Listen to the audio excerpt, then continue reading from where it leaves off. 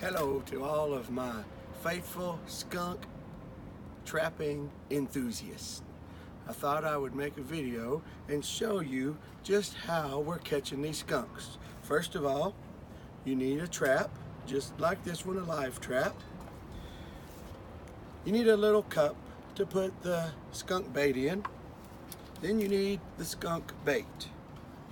I'm using marshmallows and peanut butter. This is called flutternutter. Now let me give you a little history of flutternutter. Flutternutter was created in the early 20th century.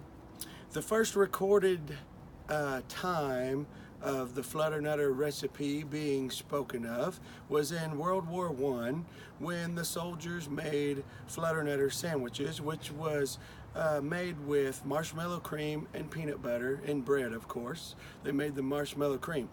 The name flutternutter came about in flutternutter was created by a man named John Newman, I believe. No, George Newman. And the flutternutter name came about from an advertising agency in 1960 to try to get the word out and make it a little more of an appealing name of a treat.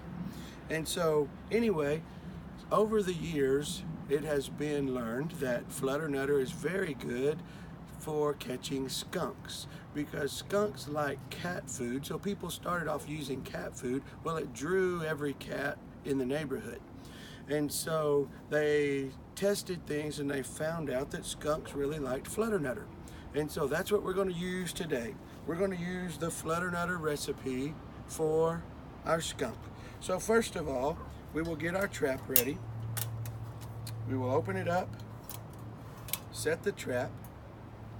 I will set it at a very tight trigger setting right now so I can work with it.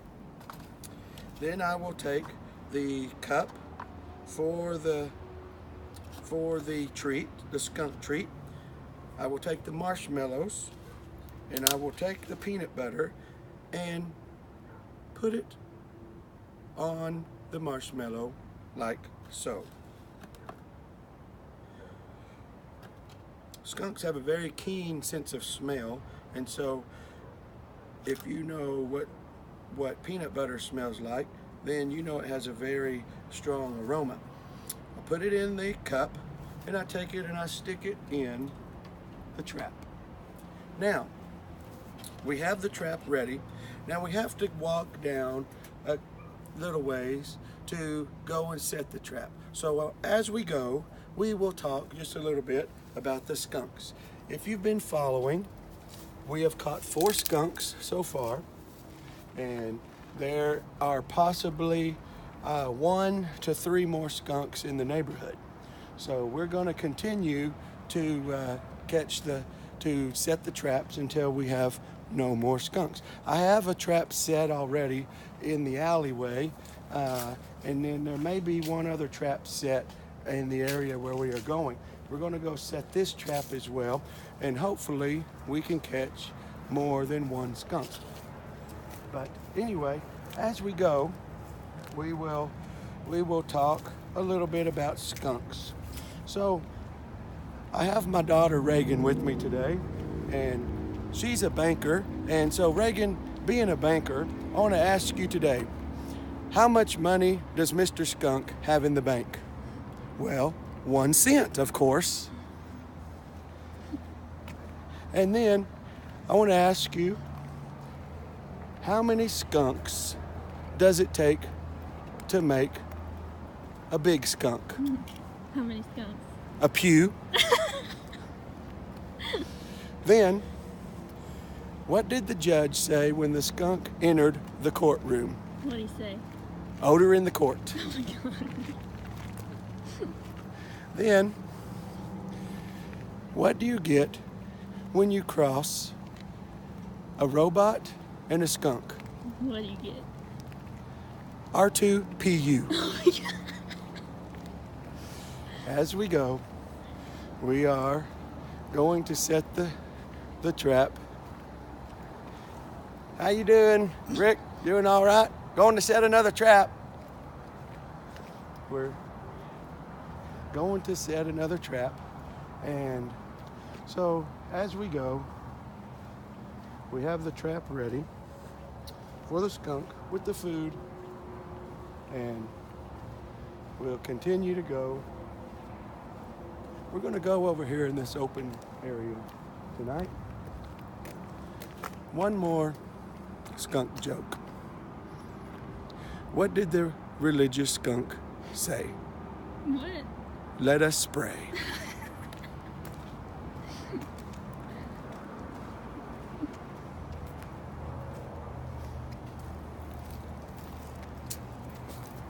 Yes, we already have one trap set over here, but we'll set this one as well.